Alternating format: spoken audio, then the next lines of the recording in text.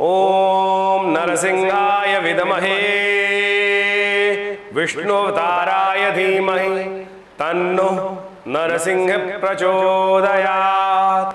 नमस्कार, स्वागत है आपका। ये जो मंत्र गायत्री मैंने अभी उच्चारित करी, ये गायत्री है नरसिंह गायत्री। कहा जाता है कि जब जीवन में मन में थोड़ा उत्साह कम हो जाए, विजय प्राप्त करने की लालसा मन में उत्पन्न हो और साथ साथ कई सारी समस्याएं ऐसी उत्पन्न हो, शत्रुओं से रास्ता ना प्राप्त हो रहा हो, तब इस गायत्री मंत्र का जप करना चाहिए। जो नरसिंह गायत्री है, इससे अद्भुत प्रकार के शौर्य की, वीरता की, पराक्रम का अद्भुत प्रकार से उदय होने का योग बनता है। खैर, आज के लिए हम यहाँ उपस्थित हैं। 3 जून के लिए हम बात करें तो 3 जून को चतुर्दशी की तिथि है, शनिवार का अवसर है, जेठ का महीना चल रहा है और साथ साथ ग्रह परिवर्तन की तरफ जा रहे हैं। और ये ग्रह का परिवर्तन थोड़ा सा आपके लिए खर्चों को बढ़ाने वाला रहेगा, जुर्माना कराने वाला रहेगा, इसलिए नियमबद्ध तरीके से आपको कार्य करने की ज़रूरत है। किसी भी जगह नियम की कोताही ना बरतिएगा। इस दिन सत्यनारायण व्रत किया जाएगा। शाम के समय पूर्णिमा आ गई, इसलिए सत्यनारायण व्रत करने से आपके समस्त मनोरथ सिद्ध होने के योग बन सकते हैं। एक बात का ध्यान रखिएगा, भद्रा रहेगी दोपहर को करीब 11:15 से लेकर करीब रात्रि में 10 बजे तक। तो इसमें नया कार्य आरंभ करना ठीक नहीं रहेगा। शनिवार का अवसर है, कोशिश करें उड़द की दाल का दान करें, साबुत उड़द का दान करें, कल्याण होगा। अब हम बात कर लेते हैं 4 जून की। 4 जून को पूर्णिमा है, रविवार है, ज्येष्ठ की पूर्णिमा है और ज्येष्ठ की पूर्णिमा बहुत सुंदर तिथि मानी जाती है। दान स्नान का बड़ा महत्व है और कहा जाता है कि इस दिन जल भरे गागर का दान करने से समस्त प्रकार के मनोरथ सिद्ध होने के योग बनते हैं। छाते का दान करना चाहिए, वस्त्रों का दान करना चाहिए, खाने में खरबूजे का दान करना चाहिए। समस्त चीज़ें बड़ी कल्याणकारी होती हैं और इस दिन वट सावित्री का पूजन किया जाता है। कोशिश करें भगवान सूर्य का दर्शन करते हुए तर्पण इत्यादि से निवृत्त होकर उनका अर्घ्य देकर फिर व्रत सावित्री का पूजन भी करें और अपने जीवन साथी, अपने परिवार की समस्त शुभ के लिए इस दिन व्रत करें। और शाम को भगवान विशेष तौर पर यमराज का भी पूजन करने का नियम है, उनके लिए एक दीप दान भी करें। ये बड़ा कल्याणकारी रहेगा। और आपके लिए ग्रहों का योगायोग ध्यान रखिएगा। हर चीज़ों में कोशिश करें, बहुत सोच विचार कर काम करने का प्रयास करें। किसी भी चीज़ में ऐसा ना करें गलत रास्ते को पकड़ने का प्रयास करें। हो सकता है कि कोई दोस्त सही समय पर धोखा दे जाए, वो दोस्त कहने के लिए होगा, असली में दोस्त नहीं होगा वो, ऐसा योग बन सकता है। तो ऐसे लोगों को शट आउट करने का प्रयास करें, उनसे ज़िंदगी में बात ना करें। इन सबसे ऐसी बात का ध्यान रखें। कुछ दोस्त नहीं है जो सही समय पर काम ना आए, तो इसलिए उसका पहले ऑल्टरनेट तैयार करते हुए, काम रखते हुए आपको काम करना चाहिए। इस दिन जिन लोगों का जन्म होगा वो विशेष तौर पर ज्येष्ठा, आज जैसे महीना चल रहा है उसका अंतिम दिवस है और साथ साथ ज्येष्ठ नक्षत्र भी है। तो इस दिन विशेष तौर पर ध्यान रखें कि वो लोग मूल नक्षत्र में उत्पन्न होंगे, गणमूल नक्षत्र में, तो उनकी मूल शांति करानी आवश्यक है। कल भी इसी प्रकार से गणमूल जो है नक्षत्र रहेगा, वो मूल नाम का नक्षत्र रहेगा, वो भी गणमूल के अंतर्गत आता है। तो उन जो लोग जन्म लेंगे उनका भी मूल शांति करानी परम आवश्यक है। 27,000 मूल मंत्र का जप करा के उनका फिर मूल शांति कराएं, अन्यथा वो परिवार के लिए और स्वयं के लिए बहुत भारी रहते हैं जातक।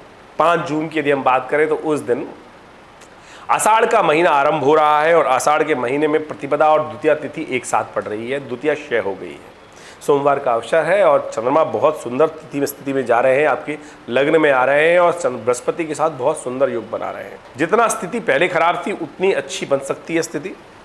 ऐसे में केवल पुरुषार्थ की तरफ ध्यान दें, पुरुषार्थ की तरफ ध्यान दें, पॉजिटिव थिंकिंग रखते हुए कार्य को करने का प्रयास करें, आपके लिए सही रहेगा समय। नया कार्य आरंभ करने के लिए तिथि अच्छी नहीं है, तो क्योंकि क्षय तिथि है तो वो अशुभ मुहूर्त होगा।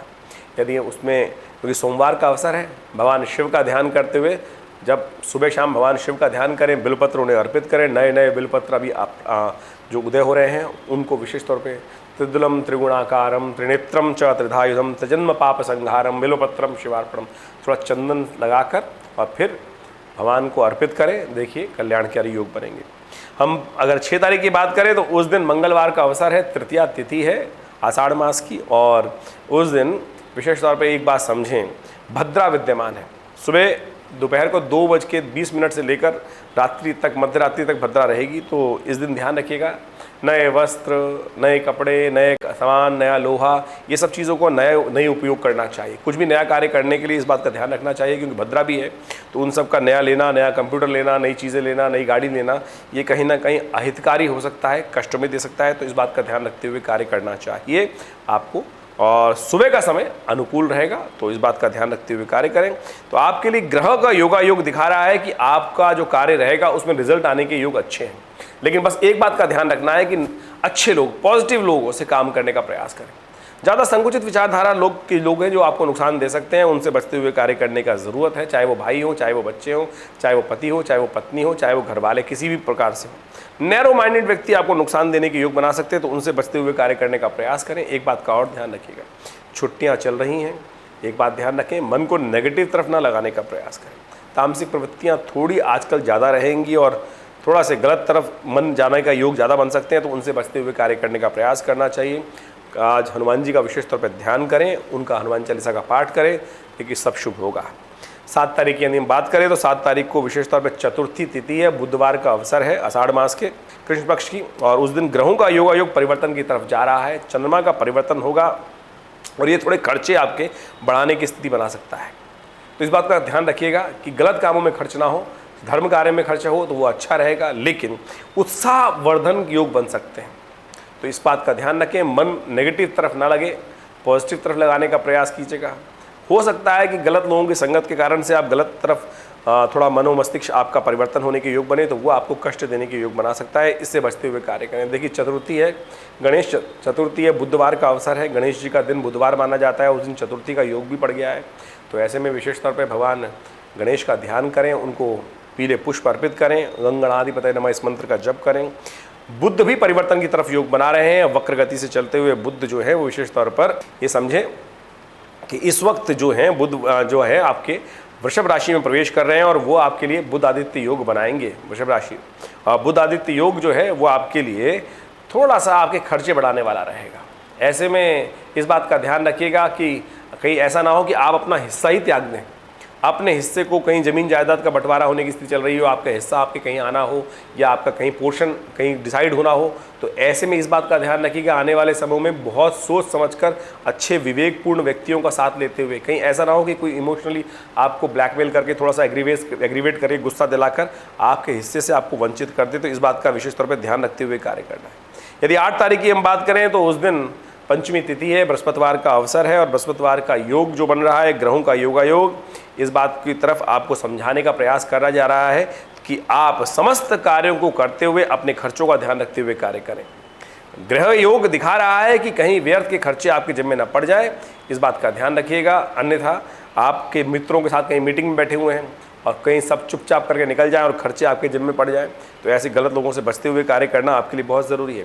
अच्छा ये रहेगा कि आप सुबह सुबह हल्दी का टीका लगाकर घर से निकलें और कोशिश करें ज्ञानवर्धक चीज़ें जो हैं, किसी ब्राह्मण का आशीर्वाद लें, गुरुजन का आशीर्वाद लें और फिर बड़े लोगों का आशीर्वाद लेकर काम करें। 9 जून के लिए ग्रहों की गणना दिखाती है, पंचांग दिखाता है कि उस दिन आषाढ़ मास की षष्ठी तिथि है, कृष्ण पक्ष की, शुक्रवार का अवसर है और चंद्रमा जो हैं वो परिवर्तित होकर शनि के साथ जा रहे हैं और शनि के साथ वो आपके पुरुषार्थ में वृद्धि करने के योग दे सकते हैं। लेकिन कुछ लोग ऐसे हो सकते हैं कि जो आपकी प्रवृत्ति से इस वक्त लाभ उठाने का प्रयास कर सकते हैं, चाहे वो मित्र हों, चाहे वो आपके लोग हों, वो लोग आपको गलत तरफ रुझान कर गलत कार्यों में लगाने का प्रयास कर सकते हैं। अपने स्वार्थी लोग जो होते हैं ना, अपने कार्यों को कराने के लिए कई बार लोगों को जिस प्रकार से उनका उपयोग कर लेते हैं, तो उनसे बचने का प्रयास कीजिएगा, अन्यथा स्वार्थी लोगों से लोग आपके समस्त कार्यों में नुकसान देने के योग बना सकते हैं। एक बात का और ध्यान रखिएगा, चुनाव बहुत अच्छे से करें, सावधानी के साथ करें, तभी आपके लिए अच्छा रहेगा। मन आपका पवित्र है, लेकिन लोग इस संसार में बड़े स्वार्थी हैं और उनसे बचते हुए कार्य करना आपके लिए ज़रूरी है। तो ऐसे में गौ सेवा करें, कल्याण के योग बनेंगे। 10 तारीख की हम बात कर लेते हैं तो 10 तारीख को ग्रहों का योगायोग दिखाता है कि उस दिन सप्तमी तिथि है, आषाढ़ मास की कृष्ण पक्ष की, शनिवार का अवसर है और उस दिन कालाष्टमी है। कालाष्टमी यानी भगवान शिव को प्रसन्न करने के लिए, महाकाली को प्रसन्न करने की रात्रि।